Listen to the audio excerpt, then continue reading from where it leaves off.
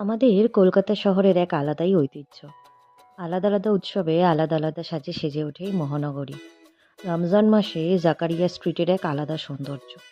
কলকাতার অন্যতম পুরনো ও ঐতিহ্যবাহী এলাকা জাকারিয়া স্ট্রিট, যা মূলত উত্তর কলকাতার চিতপুর অঞ্চলের কাছে অবস্থিত।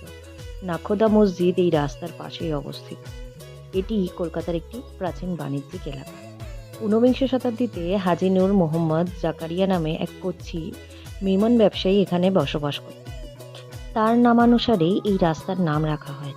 এটি মূলত কলকাতার ব্ল্যাক টাউন বা দেশীয় এলাকার অন্তর্ভুক্ত ছিল। বিকেল থেকে শুরু করে গভীর রাত পর্যন্ত নখোদা মসজিদের সামনের রাস্তাটি বিভিন্ন সুস্বাদু কাবাব, হালিম, শাহি টুকরা, ফালুদার স্টলে ভরে ওঠে। তার সাথে তো অবশ্যই আছে মহব্বতের শরবত। শুধু খাবার নয়, জাকারিয়া স্ট্রিট তার ছোট ছোট দোকান ও হকারদের জন্য পরিচিত।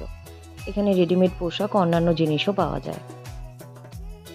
আজকের এই ভিডিওটা ভালো লাগলে সাবস্ক্রাইব, লাইক, শেয়ার করতে ভুলবেন না কিন্তু। টাটা।